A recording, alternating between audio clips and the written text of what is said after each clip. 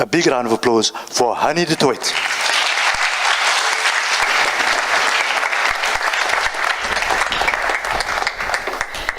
Thank you for the very warm welcome.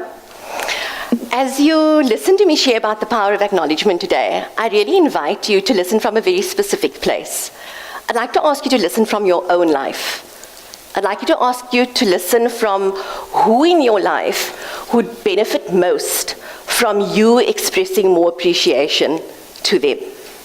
I'd like you to think about which circles in your workspace or at home, is there just somebody who's silently supporting and doing what they need to do without necessarily receiving the acknowledgement or the reward that they deserve. So that's the space I'd like you to listen from. I am going to be sharing with you one of the stories about what empowers me and encourages me to keep giving my best, to keep giving of myself to my work in the various environments that I work in. And it starts off more than 20 years ago when I was a high school teacher. And I was a very inspired and energized, creative young teacher who was very naive, I think, at the time about what it takes to sustain teaching as a lifelong career.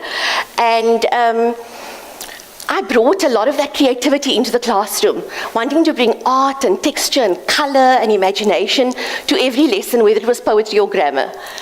And despite all that enthusiasm and passion, within 3 short years, I became very disillusioned, very stressed out, very frustrated because of the culture and the system in which I was teaching. Now, I just discovered that the more I was giving, the more I was delivering, the more I expected that there'd be appreciation around me, that there'd be support, that there'd be compassion for what it is that I was trying to accomplish. But what I discovered was, every time I went forward to management with a request or with a concern, I was given that DIY reply. If you see the problem, Mr. Toy, then fix it in your own time with your own resources, but it's your problem, do it yourself. And most of the time I did. I found myself setting up extra English support classes for the Xhosa speaking kids who were in an English medium school without much support. I found myself going to train up in how to support kids with dyslexia because there were no special needs teachers at the school at the time. And I found myself very much run down by the time I got to fetch my own children from creche without much of the energy to then be an amazing mother. And so I found myself really feeling unappreciated. If any of you ever felt like you need to walk around with a mug like this and just show your boss, or let the people know this is actually how I'm feeling, that's exactly how it was for me. But you see, it was the expectation that I had that there needs to be support, there needs to be compassion, there needs to be encouragement.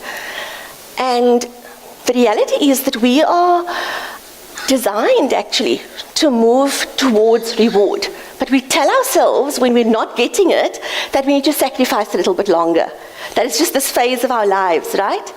The reality is that whether you're a mom here, can we see any of the moms in the audience? Yes, lots of mothers. Mothers with young kids. Fantastic. Moms, you know what it's like, right? When you're running around with kids all the time and every day you're doing those thankless tasks that you know you're just going to repeat tomorrow. And nobody's going to say anything. It's just expected of you. And dads, the same thing applies. I think often dads feel that nobody appreciates the weight of the burden of putting bread on the table. So dads are just expected to go out and bring home what everybody else needs. And then, of course, if you're single parents, that's even more challenging. You've got your own litany of complaints.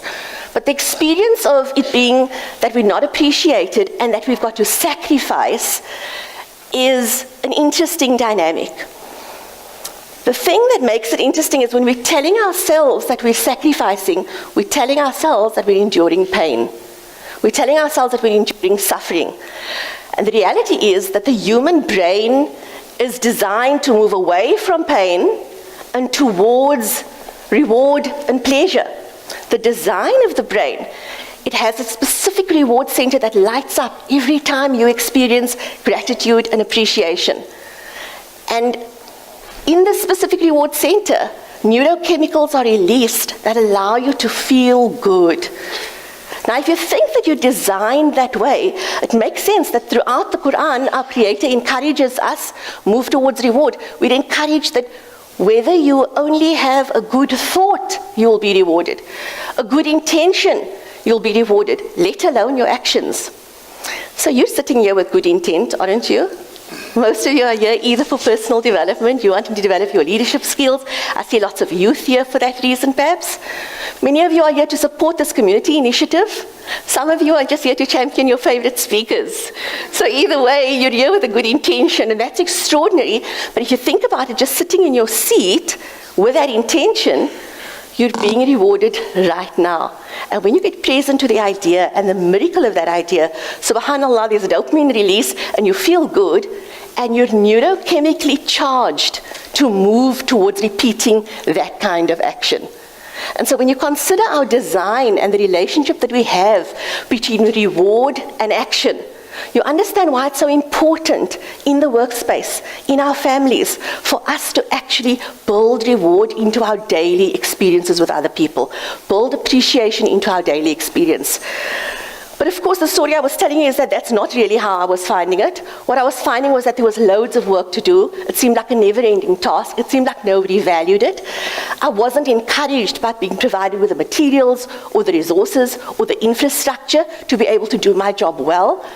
And what I concluded was that it was time to quit. And unfortunately, it was a conclusion I drew in the experience that I was actually failing, that I should have been able to do it, I should have been able to go on further. But I pulled out. The irony is, no sooner had I made that decision than I started to notice all these miracles amongst my students, all the extraordinary things that they were getting up to. They started championing each other in taking on campaigns and community events and setting up clubs after school to further the work that we had been doing. And it was so inspiring, and it made it all the more difficult to let go and to leave. And then on my very last day of teaching, one of my students who had been struggling with his self-expression for several years, he was a stutterer, he was extremely shy, and he came up to me with flushed cheeks, very awkwardly, holding a plastic bag stuffed full of typed up notes. And I wondered what was going on, and he said, "Miss, I was trying to think of what can I give you to say thank you for believing in me when I didn't believe in myself, for seeing the best in me. And this is all I could find." And he shoves it at me. And it's his sister's old organizational psychology notes from a few years before. And he says, "I think it's the kind of thing you were like," and he walks away. And I'm left there moved to tears.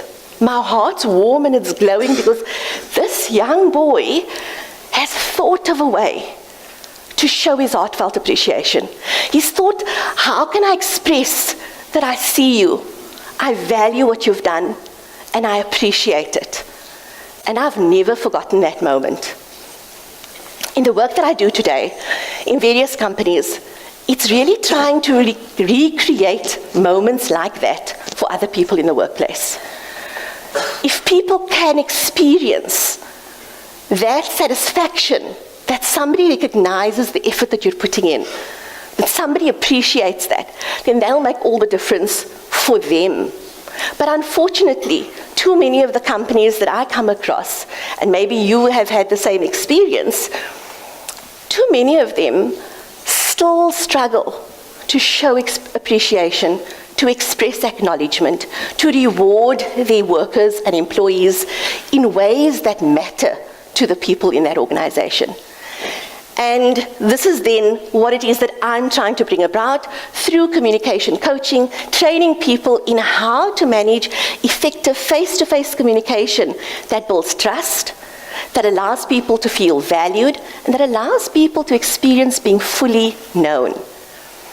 Now, one of the companies that I trained at a couple of years ago, a mining company up in Pretoria, they were really struggling with this idea. How do we appreciate and value people without giving them more money? Because let's face it, all your companies complain they don't have enough budget for an increase, right? So that's what companies are struggling with. How do we then express appreciation? The head of operations' first response when I spoke to them about the power of acknowledgement was rolling his eyes and saying, All the men want is more money. And we don't have more money. So that's that. What else is there? The bottom line is they want money. And I challenge them to look at, have you asked them? Have you checked in with them? What would matter to them as a form of acknowledgement, as a form of appreciation? And that was their task, to actually go away and engage with their workers and hear how would they feel that they mattered in the organization. One of the junior managers came back with very surprising feedback. He knew that his men at the plant were very disgruntled, very dissatisfied. But like the head of operations, he actually believed also that it was about pay. When he asked them, something very interesting emerged. The men pulled up their faces and they said to him, "Die groot baas, when he comes to town, we see the helicopter land on the helipad or we see the Lexus pull up. And that's it. He's never here on the ground with us. It doesn't seem to be that he cares to know who we are." And that shocked Sello. He couldn't believe that it was as simple as them wanting to have the CEO walk through the space and acknowledge them. So when he reported this, I asked him, "So are you going to take this up? Are you going to feed this back to the CEO?" And he said, "No ways, I can't cross that line. No, I'll be out of order if I tell the CEO he's not doing this and he's not doing that." And I said, "Well, there's a possible other way that you could do that." I asked him to consider that he could be instrumental in creating a new relatedness between the CEO and his men. I asked him to consider that actually there was the possibility of transforming the organizational culture if simple things like greeting each other changed.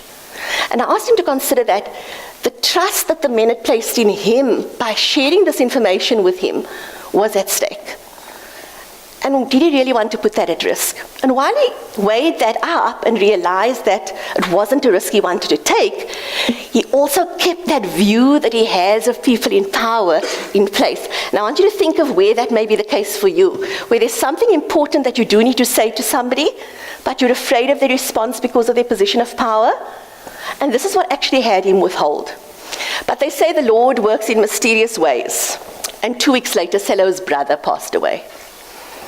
Because of that, the CEO, when he was next at the plant, he popped in at Sello's office in order to offer his condolences. And what do you think he said? Well, what most people say at times like that, isn't it? Pumping Sello's hand, he says, "If there's anything I can do for you and your family, please tell me." Sello follows hard because he realizes, I've actually got the listening of this man that I think is out of reach, on high and inaccessible. And he decides that even though he's terrified, he's going to take the gamble and he's going to ask. And he says, "It's not for my family, it's actually for our men." And he explains to the CEO what it would mean to the men if he was willing to meet them, greet them, thank them. And the CEO is completely taken aback. He doesn't expect that something as simple as that and as cost-free could make any difference at all, or occur for the men as priceless. So he says, "Sure, sound the alarm." And they sound the alarm. The men line up on the factory floor, and the CEO goes to each man, and he takes him by the hand, and he looks him in the eye, and he thanks each and every one of them. 152 men were lined up on the floor that day. And according to Sello, for the rest of the afternoon, they beamed. They sang as they worked. There was a bounce in their step. And for the first time ever, he says, the entire plant was spotless. There wasn't a tool or a rag or a spot of grease. Everything was immaculate. And as they bounced off homeward, they high-fived him. And Sello couldn't believe that something as simple as that could make such a big difference. Why does it surprise us? A bag of notes, a handshake.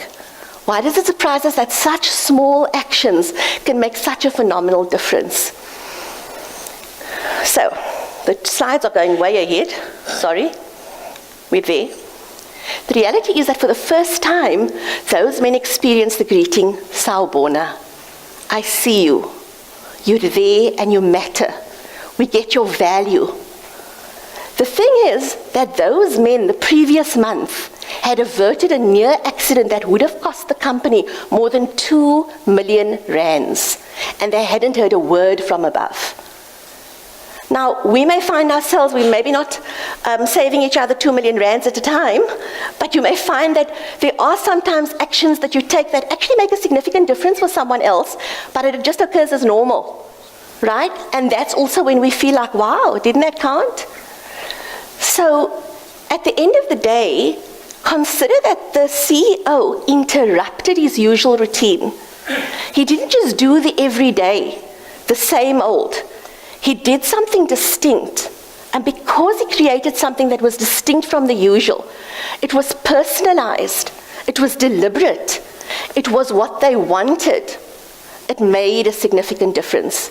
The messaging that they experienced was, I matter, I'm valued here, I belong. Now the interesting thing is, Dr. Gary Chapman writes a lot. Some of you may have heard about the 5 love languages. He also writes about the languages of appreciation in the workplace. And here's the very interesting thing. The way that people experience appreciation in the workplace is the same neurochemically. It's the same as the way we experience love and belonging. So imagine what that can do. I'm speaking specifically about the workspace here, but remember I asked you to keep in the context your life, your relationships.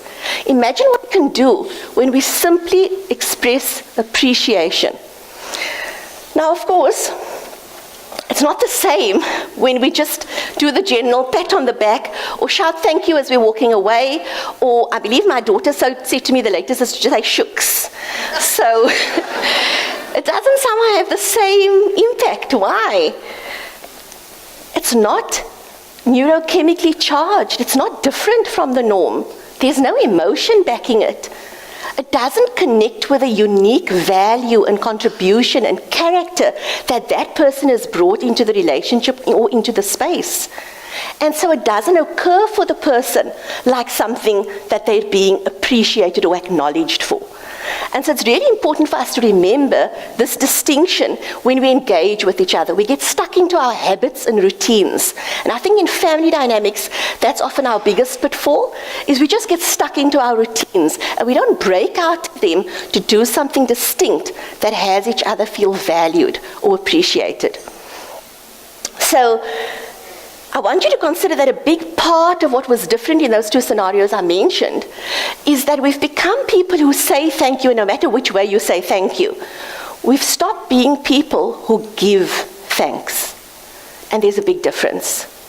Giving thanks involves action. It involves possibly giving a thoughtful but inexpensive gift. I don't think that bundle of notes cost that young boy much. Right? He probably found it somewhere buried in a drawer. But it was thoughtful. It was deeply personal. It showed an appreciation for the person he was giving it to. Giving thanks can include an act of service or kindness. It can include spending time with people. But the trick here is spend time doing something they like doing, not the thing that you like doing, because then you're not really appreciating them. The emotive response then, when you go back to the people in your life, and I'd like you to think about who that is now. When you go back to the people in your life and you express that appreciation, watch for the emotional response. Make sure that you're doing something that's out of the norm. I want you to think about that, who the people are in your life, and think about them right now, that you're going to take some action today, for the latest tonight, that's distinct from your usual pattern, that expresses your heartfelt appreciation in ways that have them feel that they are fully seen, valued, and known. You've been very generous and attentive, and I appreciate that. So thank you very much.